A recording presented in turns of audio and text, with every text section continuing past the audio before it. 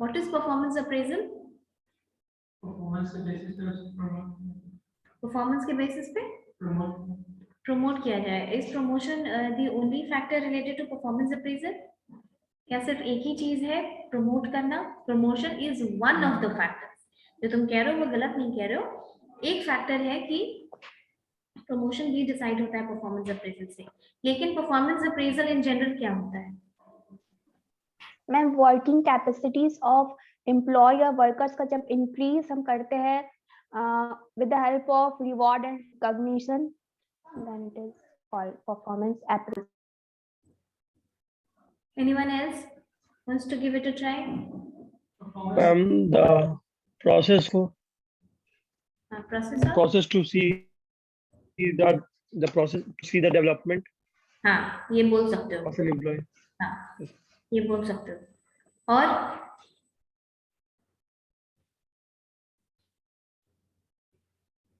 Sanjali has just joined. Sanjali, do you have any idea about performance appraisal? What is performance appraisal? Ma'am, please repeat it. What is performance appraisal? Performance appraisal.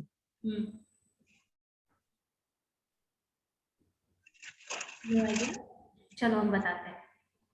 See, performance appraisal का मतलब होता, अच्छा तुम लोग ये सुने हो कि नहीं कि एक साल हुआ इसका तो इसकी सैलरी बढ़ गई कंपनी में? Just like promotion. Promotion is one factor. It's not wrong, but yes, definitely it is one factor. Yes, ma'am. Performance के according उसका enhancement होना. ये सुने हो? एक साल हो गया इसकी नौकरी में तो इसका सैलरी इंक्रीज किया। या फिर ये भी सुने होंगे 2 साल हो गया और फिर नौकरी से निकाल दिया। ये सुना है? Yes. ये सुना है कि इसको ट्रांसफर कर दिया? सुने हो? सच में सुने हो कि नहीं? इसी को कहते हैं परफॉर्मेंस अप्रेजल। परफॉर्मेंस अप्रेजल का क्या मतलब होता है? Performance appraisal means systematic evaluation of performance of an individual. से फॉर एग्जांपल, अगर आप इस और चलो आप अपने लेवल पे एक एग्जांपल लेकर के समझो। तुम लोग स्टूडेंट हो, इस क्लास में बैठ के पढ़ाई करते हो। मान लो कि तुम्हारी टीचर के प्रति कोई जवाबदेही नहीं है, you are not answerable to teacher. Teacher को कोई मतलब नहीं है कि तुम आते हो, टीचर अपना आते हैं तो अपना लेक्चर डिलीवर करेंगे और फिर आप चले जाइए घर। कोई टेस्ट नहीं होगा, कोई परफॉर्मेंस जज नहीं होगा तुम्हारा, कोई एग्जामिनेशन नहीं होगा, असाइनमेंट बनाओ ना बनाओ तुमसे कोई नहीं पूछेगा। तो इसका क्या इम्पैक्ट होगा? परफॉर्मेंस को जज नहीं कर पाएंगे क्या? परफॉर्मेंस में बताइए, सीधे से हम एक बहुत जनरल सा क्वेश्चन पूछे आपसे। आप बताइए कि अगर आपकी जो जो कंडीशंस मैंने अभी आपको बताई, वो कंडीशन अगर ऐसी रहे कि हम तुमसे पूछे बिना कुछ आए, लेक्चर डिलीवर करें और चले जाएं, कोई एग्जाम नहीं, कुछ नहीं होगा, क्लास में बैठे हो, गाना सुन रहे हो, क्या कर रहे हो, उससे हमको कोई मतलब नहीं है, उससे क्या होगा? तुमको कैसा फील होगा? बस इतना बताओ। मोटिवेशन ही नहीं रहेगा हम लोग में कि इम्प्रूवमेंट ही नहीं होगा स्टूडेंट्स में। इम्प्रूवमेंट नहीं होगा, सो ये सेड कि मोटिवेशन नहीं होगा। ट्रू मैम, अगर हम लोग का मिस्टेक्स पता ही ना चले कि हम लोग कर क्या गलती रहा और हमें कहाँ इम्प्रूवमेंट चाहिए, तो हम लोग अपने आप को और डेवलप कैसे कर पाएंगे? वेरी गुड, ये भी एक फैक्टर होता है। सो परफॉर्मेंस अप्रेजल का मतलब होता है, ऑर्गेनाइजेशन में performance appraisal means estimating the और systematically evaluation of the performance of an individual is known as performance appraisal. आपने साल भर में क्या काम किया, ठीक है, आपने साल भर में क्या काम किया। अच्छा, और एक चीज है कि परफॉर्मेंस अप्रेजल का मतलब ये होता है, ये जरूरी नहीं है कि 1 साल के बाद ही आपका परफॉर्मेंस अप्रेज होगा। कुछ नेचर ऑफ जॉब के ऊपर डिपेंड करता है। जैसे कि जो लोग मार्केटिंग में होते हैं, सेल्स में होते हैं, उनका इंसेंटिव डिसाइड करना होता है, तो उनका अप्रेजल ज्यादा जल्दी होता है। और बाकी ऑर्गेनाइजेशंस के लिए साल में 1 बार उनका अप्रेजल होता है, पूरे साल का परफॉर्मेंस देखने के बाद। सो परफॉर्मेंस अप्रेजल का मतलब समझ गए आप लोग? नाउ परफॉर्मेंस अप्रेजल किया क्यों जाता है? क्या कारण है जिससे कि परफॉर्मेंस अप्रेज किया जाएगा? क्यों एम्प्लॉयज के ऊपर ये एक कमेंट करना या उनको बताना जरूरी है कि आप कैसा काम कर रहे हैं organization. There are many reasons behind this. हम आपको बताए बस देखो, कोई भी चीज को समझो ना तो उसको एक बहुत ही स्टूपिड सा एग्जाम्पल अपने ऊपर लेकर के समझना चाहिए, चीजें जल्दी समझ में आती हैं। हो सकता है कि उतने बड़े स्केल पे तुम एग्जाम्पल नहीं ले रहे हो, लेकिन समझ में तो आ जाएगा। अभी जैसे तुम लोग सब खुद ही आंसर किए और सब पॉइंट टू पॉइंट आंसर किए कि हाँ मैम कोई जवाबदेही नहीं रहेगी तो हमारे में कोई मोटिवेशन नहीं होगा, सेल्फ इंप्रूवमेंट नहीं होगा, मन नहीं लगेगा काम करने में और हमारे में डेवलपमेंट नहीं होगा। यही होता है एम्प्लॉयज के साथ भी। ऑर्गेनाइजेशन को टू मेक श्योर कि वो इफेक्टिवनेस और इफिशिएंसी से काम करते रहे, प्लस ये सारी चीजें जो हम बात करते हैं, इनोवेशन या वॉलंटियर करना या लीडरशिप क्वालिटी, ये सारी चीजें भी परफॉर्मेंस अप्रेजल में देखी जाती है। अंडरस्टूड? अब तुम लोग ही बताओ कि परफॉर्मेंस अप्रेजल करने का क्या क्या कारण होता है। I am giving you 1 minute, आप बुलेट पॉइंट्स में अपने कॉपी पे लिखिए क्या क्या डिसाइड किया जाएगा परफॉर्मेंस अप्रेजल से। डिसाइड लिखिए, 1 मिनट हम आपको देते हैं।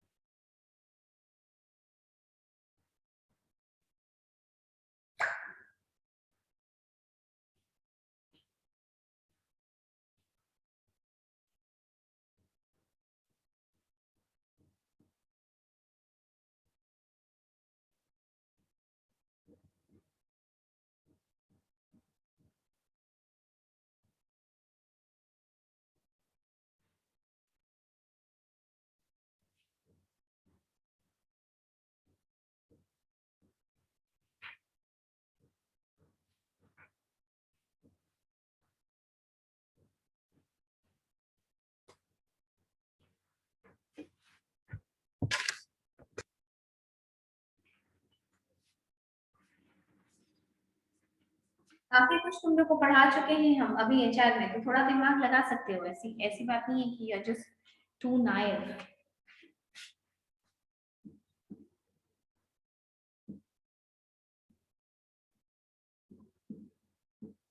इस क्लास में आप लोग सिर्फ लेक्चर सुनिए, नेक्स्ट क्लास में हम लिखवा देंगे।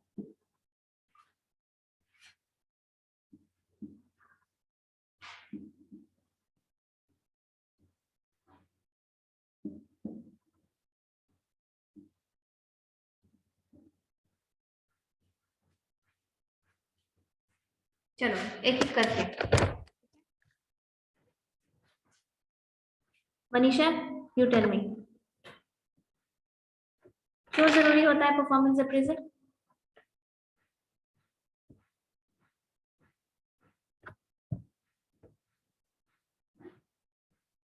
No answer? Manish? For motivational काम अच्छी तरीके से, बोलो फिर से। For caring for work. पर बी स्पेसिफिक, आप तो जनरल आंसर दे रहे हो, ऑब्वियसली इतना तो तुम समझ गए परफॉर्मेंस अप्रेजल से कि परफॉर्मेंस Yes, ma'am. अप्रेजल क्यों किया जाता है। कोई मोटिवेशन नहीं होगा अगर कोई ध्यान, मैं टीचर अगर था वो तो एम्प्लॉय के लिए, ऑर्गेनाइजेशन के लिए परफॉर्मेंस अप्रेजल क्यों जरूरी है? ऑर्गेनाइजेशन क्यों करती है महिमा? ताकि एम्प्लॉय अपने काम को बेटर वे से करे। महिमा give me an answer. To identify the individual strength and weakness, current level of job performance, and motivate for employee. ठीक है, नेक्स्ट सुयश।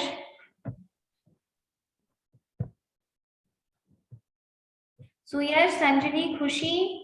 Yes, ma'am. Yes, ma'am. कुछ के बोलो, Recognize बताओ। the individual Ma'am, का it helps performance. in the growth of the company and also the employee. फिर से It's an general answer organ- दे रहे हो तुम लोग, वो तो है ही, परफॉर्मेंस अप्रेजल तो किया ही जाता है उसकी वजह से, उसके लिए, लेकिन अब कोई एग्जैक्टली भी पॉइंट्स बताओ। प्रोडक्टिव वर्क कर रहा है या नहीं, ये एचआर मैनेजमेंट के लिए एसेंशियल होता है कि कोई भी वर्कर है, एम्प्लॉय प्रोडक्टिव वर्क कर रहा है कि नहीं, ये परफॉर्मेंस अप्रेजल से पता चलता है। उसके तो जितना आंसर कर रहे हो वो सब मिला जुला करके एफिशिएंसी पे जाता है। कि अच्छा से काम कर रहा है कि नहीं, ऑर्गेनाइजेशन क्या सोच रही है। यू टेल और मी। असिस्ट करता है गोल आइडेंटिफिकेशन। फिर से वही मोटिवेशन और एफिशिएंसी, उसके अलावा कुछ किसी के पास आंसर है तो बताओ। No Ma'am, ma'am goal it helps identification in को making असिस्ट decision in करता it. है। Making decision. संजनी तुम बोलो, कुछ कह रही थी। मैम परफॉर्मेंस फीडबैक और रिकॉग्नाइज इंडिविजुअल परफॉर्मेंस एंड किसी भी एम्प्लॉय के गोल आइडेंटिफिकेशन को असिस्ट करता है एंड उसके गोल अचीवमेंट में इवैल्यूएट करता है। ठीक है, ये तो तुम लोग को समझ में आया ना कि परफॉर्मेंस अप्रेजल का क्या मतलब है, कि तुमने क्या काम किया हम उसको एस्टिमेट करेंगे। तो एस्टिमेट करके what will I do with that result. मान लो हम एस्टिमेट कर लिए कि आदर्श बहुत अच्छा काम करता है, तो करके क्या करेंगे, क्या फैक्टर्स डिसाइड मैम करेंगे। मैम देखो, वो हेल्प करता है कि किस हाँ, एम्प्लॉय को नाउ यू प्रमोशन आर देना है। सेइंग दिस पर्सनल डिसीजन में भी ये हेल्प करता है मेकिंग। हाँ, अब देखो पॉइंट पे आ रहे हो धीरे धीरे। ठीक है, डिसाइड कर लिया अच्छा काम करता है, तो काम करके फिर डिसाइड करेंगे प्रमोशन किया जाएगा, promotion, transfer, very good, transfer, salary, अब समझ में आया, कॉम्पेंसेशन,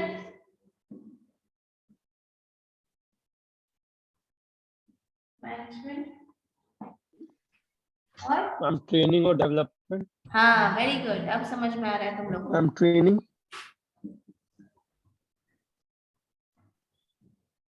ट्रेनिंग,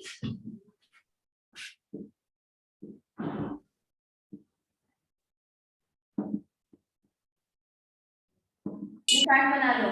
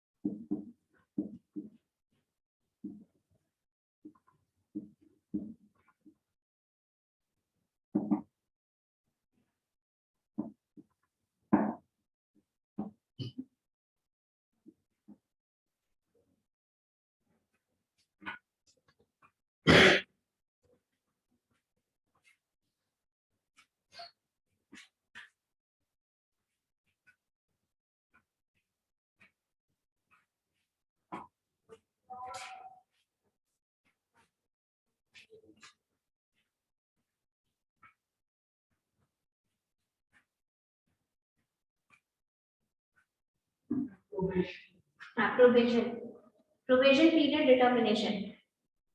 अब लिखो और अब इसमें पार्टिसिपेट करो। थोड़ा सा कॉन्सेप्ट क्लियर हुआ ना कि प्रोविजन की परफॉर्मेंस अप्रेजल करके ऑर्गेनाइजेशन क्या करती है।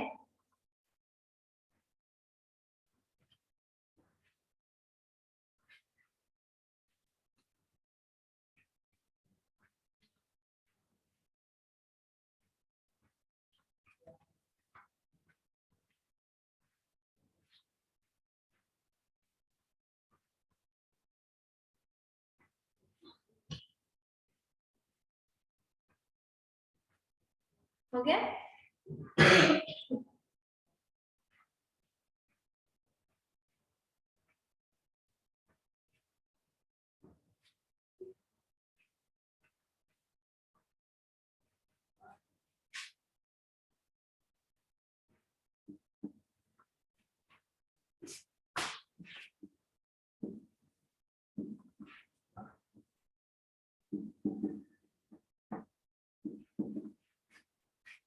सात पॉइंट है।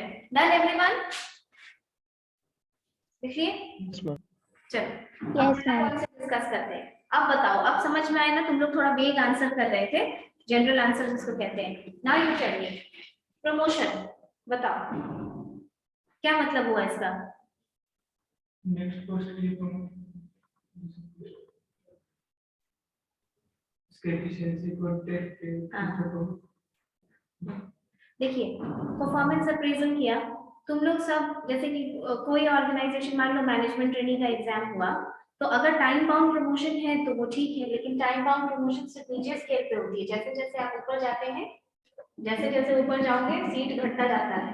एग्जीक्यूटिव तो बहुत ढेर सारा होता है, यही होता है, ये होता है, क्योंकि नीचे में एग्जीक्यूटिव तो ढेर सारे होते हैं, सबसे ज्यादा एग्जीक्यूटिव्स होते हैं। जनरल मैनेजर इतना सारा होता है क्या? नहीं होता है। This is where performance appraisal comes into being, कि आपका परफॉर्मेंस जज किया जाएगा और उस परफॉर्मेंस के हिसाब से डिसाइड होगा कि आप अपने पीयर मेंबर से, यानी कि आपके साथ जो लोग काम कर रहे हैं उनसे बेहतर है कि नहीं है। If you are better than all of those then you will be promoted. Understood? So promotion is one thing which is very this is one factor which is determined by your performance appraisal. Next, transfer. Suppose you are working in Patna. मान लो तुम्हारा placement कोई company आई और तुमको पटना में रखी, तुमको 1 साल 1.5 साल यहाँ पटना में तुमने काम किया, बहुत अच्छा काम किया। So your work has been appreciated, you have been appraised. जब आपका अप्रेजल हुआ तो कंपनी को ये थोड़ा आपके अप्रेजल के रिपोर्ट से कंपनी को ये डिसाइड करने में हेल्प मिला कि आपको आप में पोटेंशियल पटना के हिसाब से ज्यादा है। यानी आपको अगर हम दिल्ली हेडक्वार्टर भेज दें तो आप मेरे ज्यादा काम के बंदे हैं वहां पर, because you are too smart. Too smart, if you are put in Patna, मतलब अगर हम पटना में आपको रख रहे हैं तो इसका मतलब है कि हम एक मैन पावर का, एक स्टाफ का अंडर यूटिलाइजेशन कर रहे हैं, इसीलिए हम आपको दिल्ली हेडक्वार्टर भेज देंगे। तो ये एक अप्रेजल जो एम्प्लॉय है उसके पॉइंट ऑफ व्यू से भी उसको अच्छा फील होगा कि भाई मुझे हेडक्वार्टर में प्रमोट कर दिया गया, राइट। ये तो चलो अच्छे की बात हुई। पनिशमेंट ट्रांसफर का नाम सुने हो कि नहीं? Have you heard of punishment transfer? Demotion. Yes, ma'am. नहीं, both of them Yes, are ma'am. different. Punishment transfer का मतलब होता है किसी ऐसे जगह पे भेज देना जो, हाँ, कोई ऐसी जगह जो कि उसके स्टेटस से मैच नहीं करती हो।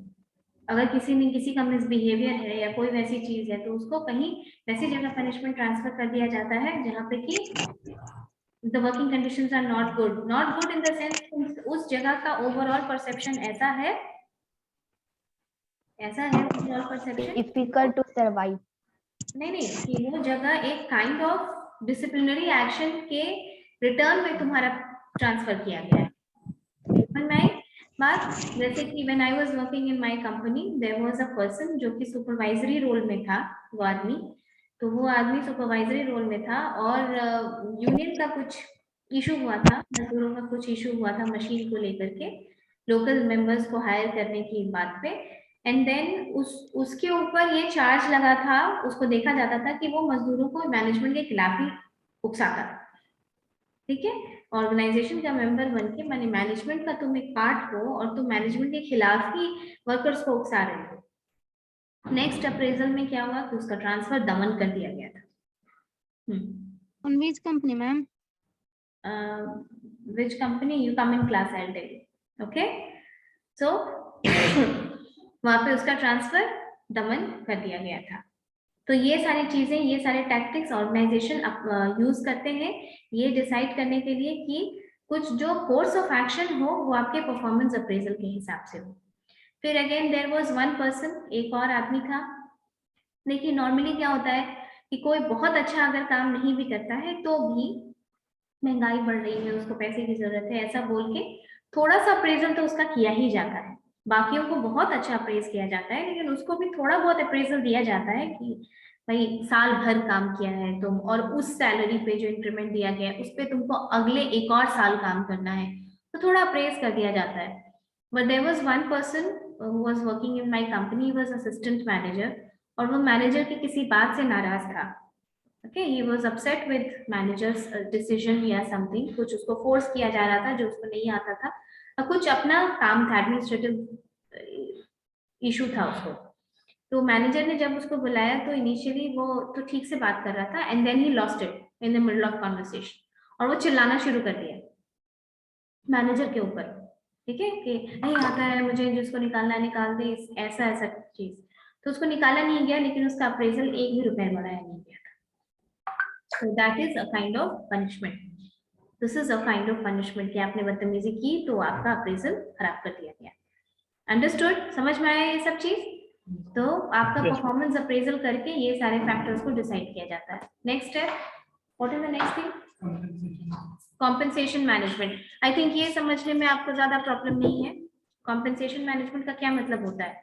आपका सैलरी कितना बढ़ना चाहिए। अप्रेजल और कॉम्पेंसेशन मैनेजमेंट एक ही पार्ट है ना एचआर का। तुम परफॉर्मेंस अप्रेजल करोगे किस बेसिस पे? तुमको पता तो होना चाहिए कि तुम्हारे ऑर्गेनाइजेशन में रिसोर्सेज कितना है, तुम उतना पैसा दे सकते हो कि नहीं अप्रेज करके। So compensation management and performance appraisal, they back each other. ये डिसाइड होता है परफॉर्मेंस अप्रेजल में कि आपका कॉम्पेंसेशन क्या होना चाहिए। अंडरस्टूड? नेक्स्ट,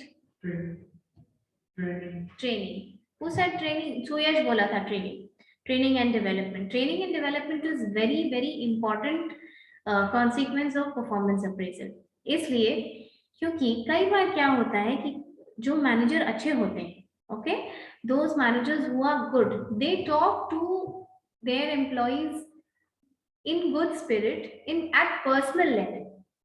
वो उनको बुला करके पर्सनली इम्प्रूवमेंट के ख्याल से, क्रिटिसाइज करने के ख्याल से नहीं, इम्प्रूवमेंट के ख्याल से उनको बुला करके ये बोलते हैं कि आपको कुछ प्रॉब्लम हो रही है। क्या प्रॉब्लम है? Your performance is not up to the mark. आपका improvement up to the mark नहीं है। तो फिर क्या इशू है? Then might be the employee will say that, sir, I'm not confident at work because I probably do not know my work properly. ठीक है? अगर तुमको अपना काम पता नहीं होगा तो ऑब्वियसली तुम एफिशिएंसी से काम तो कर नहीं सकोगे और तुम आउटपुट भी खराब ही दोगे। लेकिन जरूरी नहीं है कि इसका मतलब है कि तुम्हारे में कुछ प्रॉब्लम है। ये समझ में आ रही है बात? अब हम तुमको उठा लें और बिना ऑन द जॉब ट्रेनिंग किए हुए एक्सपेक्ट करें कि तुम फुल एफिशिएंसी से काम करो तो तुम कर सकोगे? No ma'am. इसीलिए ट्रेनिंग जरूरी होती है। समटाइम्स देखो, ट्रेनिंग एंड डेवलपमेंट जब हम पढ़ाएंगे तब तुमको बताएंगे कि जब ट्रेनिंग प्रोग्राम को ड्राफ्ट किया जाता है तो उसमें ये देखा जाता है कि कई बार कि सिर्फ ऑर्गेनाइजेशन की नीड नहीं होती है ट्रेनिंग, कभी कभी एम्प्लॉय का पर्सनल नीड भी होता है ट्रेनिंग, कि इस एम्प्लॉय को इस चीज की जरूरत है। हमने आईटी में एक्सपर्ट रखा, उसको कोई ट्रेनिंग नहीं दी और ये उम्मीद कर रहे हैं कि बहुत अच्छा काम करेगा। So sometimes training and development is also the outcome, most of the times training and development is also the outcome of performance appraisal. इसको दूसरे एंगल से भी समझो। एक बड़ी बड़ी ऑर्गेनाइजेशंस होती हैं, मान लो कि हमको तुम्हारे में कुछ अच्छा दिख रहा है, हमको ऐसा लग रहा है कि हम तुमको किसी नए प्रोजेक्ट पे डाल सकते हैं, लेकिन बस इस बंदे को थोड़ी सी ट्रेनिंग की जरूरत है और फिर ये बंदा कमाल करेगा।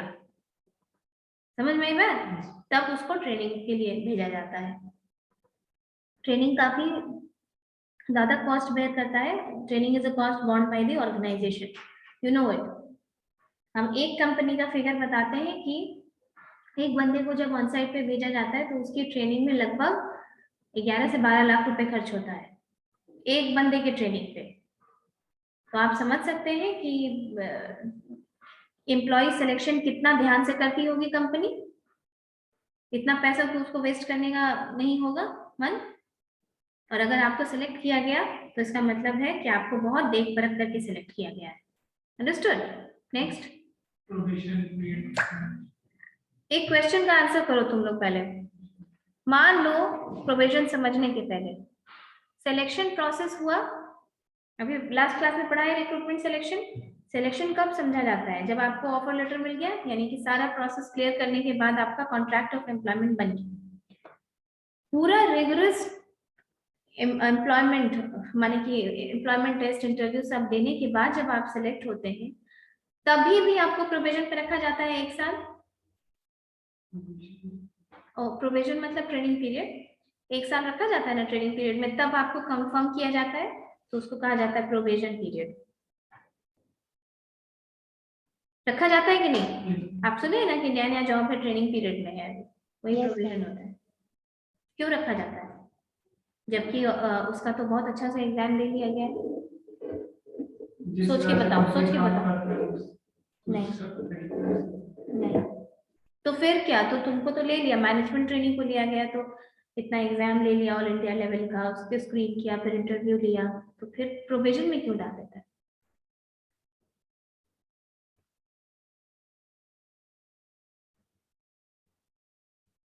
एनीवन? मैम इसको ऐसे भी कह सकते हैं ना कि test of employees when performance is unsatisfactory to according to employer, then he terminate the services of very that good, very very good. आप लोग क्लास ध्यान से करते हैं और दिमाग भी लगा रहे हैं। Very happy with your improvement. यही होता है, सिलेक्शन के बाद प्रोविजन पीरियड को इसलिए रखा जाता है कि no matter how good exam you have taken, no matter they have pass through employment test and employment interview, फिर भी एक एरर का स्कोप हमेशा रहता है।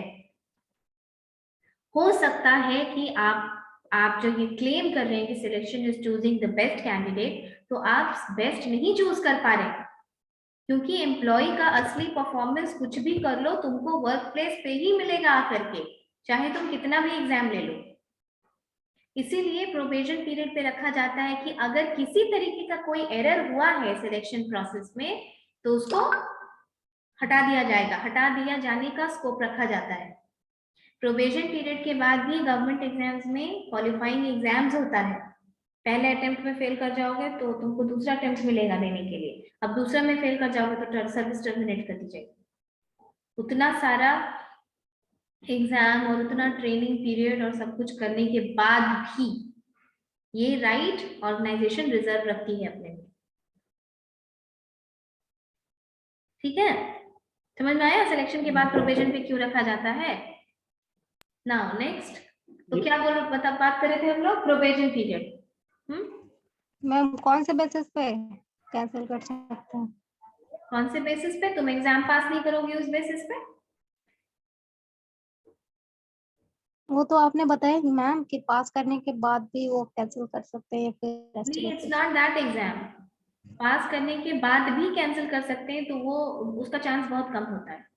लेकिन तुमको ट्रेनिंग पीरियड, जैसे मान लो कि तुम कोल इंडिया लिमिटेड है, वो मैनेजमेंट ट्रेनिंग को सिलेक्ट करती है, सिलेक्ट कर लिया, तुम्हारा सारा प्रोसेस हो गया, लगभग 7 महीना 8 महीना का प्रोसेस हुआ, तुम सेलेक्ट हो गई।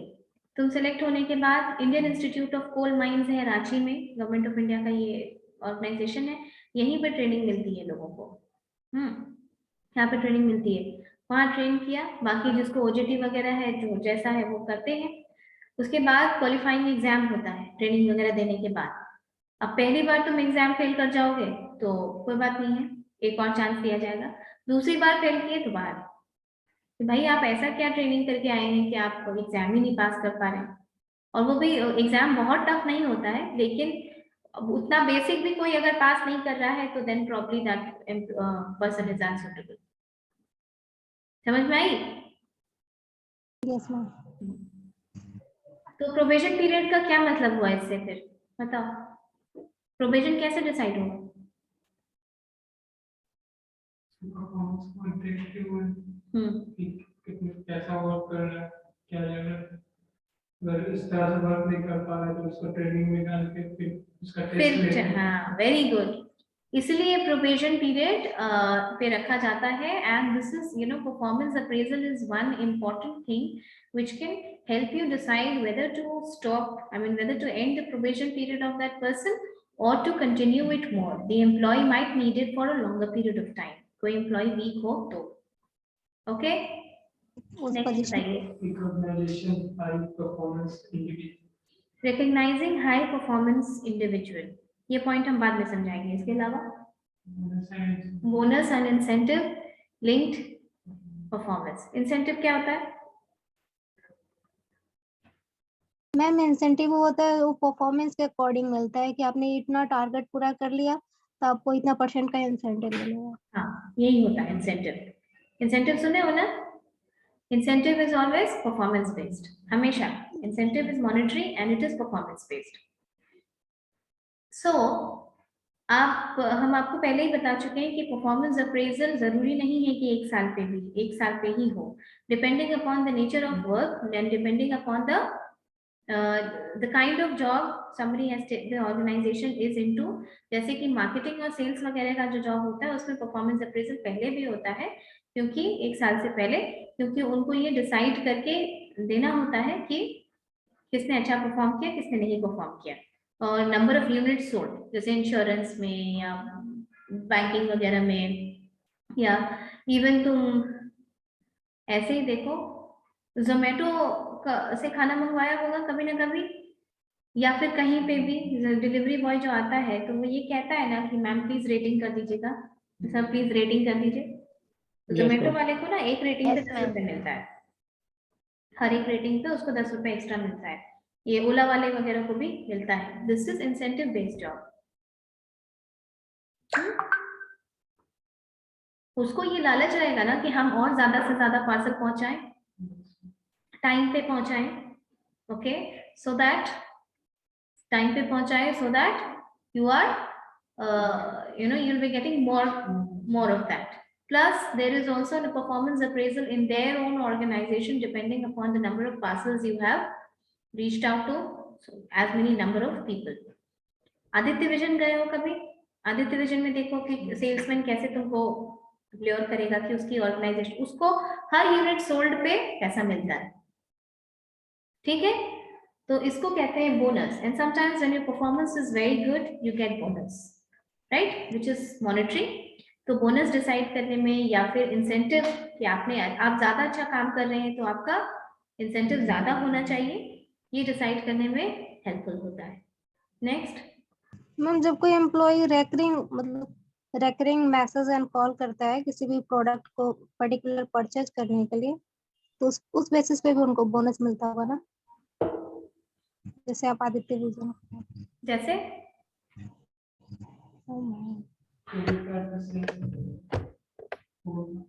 तो फॉर एवरी यूनिट कन्वर्टेड, जैसे देखो फॉर एवरी टारगेट कन्वर्टेड, जैसे कि फ्लिपकार्ट से तुम कोई सामान मंगाते हो और तुमने सामान मंगवा लिया, तो तुमने सामान मंगवा लिया तो वो वहां पर सोल्ड यूनिट नहीं दिखाता है।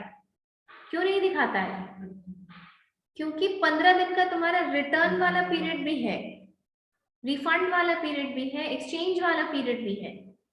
So once that period is gone कि अब कुछ नहीं हो सकता है, तब वहां पे यूनिट सोल्ड दिखाया जाता है। सो इसीलिए तो वो लोग एफर्ट्स डालते हैं। टेलीकॉलिंग में आपको इरिटेट इसीलिए करते हैं वो लोग कि किसी तरीके से that thing gets converted, right? Understood? The next thing is recognizing high performance individuals. अब देखो, अभी के टाइम पे, अभी तक हम लोग जो परफॉर्मेंस अप्रेजल की बात कर रहे थे वो किस बेसिस पे कर रहे थे? जो काम तुम ऑलरेडी कर चुके हो, है ना? हम क्या जज कर रहे हैं कि तुमने ये काम कर लिया, तुम्हारा बिहेवियर अच्छा था, एवरीथिंग इज था इन पास्ट, जो तुमने काम कर लिया 1 साल में, उसका चीज उसका जस्ट निकाले जा रहे हैं हम, या 6 महीने में जो काम किया उसका जस्ट। लेकिन of let the concept of business has changed. The concept of business has changed owing to its complexity, owing to its own kind of demand. बड़ी-बड़ी organizations आगे की प्लानिंग करती है। उस आगे की प्लानिंग करने में मैन पावर की भी प्लानिंग होती है। ओके, एमपीपी जिसको मैन पावर प्लानिंग कहते हैं हम, ये एक बहुत ही इम्पोर्टेंट और बहुत ही टेक्निकल पार्ट होता है ह्यूमन रिसोर्स डिपार्टमेंट का। जब हम एमपीपी करते हैं तो हम ये देखते हैं कि फ्यूचर में अगर हमको कोई काम करना है, उसके लिए हमारे पास रिक्वायर्ड स्किल सेट है कि नहीं। जैसे फ्यूचर में तुमको एक कंसल्टेंट की जरूरत है, एक मैनेजमेंट कंसल्टेंट की जरूरत है। फ्यूचर माने क्या? अगले 6 महीने, 8 महीना। तो आप उस 8 महीने के लिए अभी से तैयारी करेंगे ना। आपका यूएस में एक प्रोजेक्ट है, आपको 4 साल का एक प्रोजेक्ट है, उसके लिए आपको एक प्रोजेक्ट मैनेजर चाहिए। अब आप ये डिसाइड करेंगे कि आपके अंदर के लोग सफिशिएंट हैं प्रोजेक्ट मैनेजर के लिए, कि आपको बाहर से हायर करना है। और अगर अंदर के लोग सफिशिएंट हैं तो कौन सा बंदा है जिसको हम प्रोजेक्ट मैनेजर का काम दे सकते हैं? ठीक है, कौन सा बंदा है जिसमें कि पोटेंशियल है, पोटेंशियल माने क्षमता है, कैपेबिलिटी है, कि अगर हम उसको अभी से ट्रेन करना शुरू करें तो वो एक बहुत अच्छा एक की पर्सनल बन के आएगा हमारे लिए, और तब हम इसको उस प्रोजेक्ट पे भेज सकते हैं। अंडरस्टूड? इसीलिए परफॉर्मेंस अप्रेजल का नया रूप या जो the newer form of performance appraisal is potential appraisal. अब इसको हम कहते हैं परफॉर्मेंस अप्रेजल कम और पोटेंशियल अप्रेजल ज्यादा।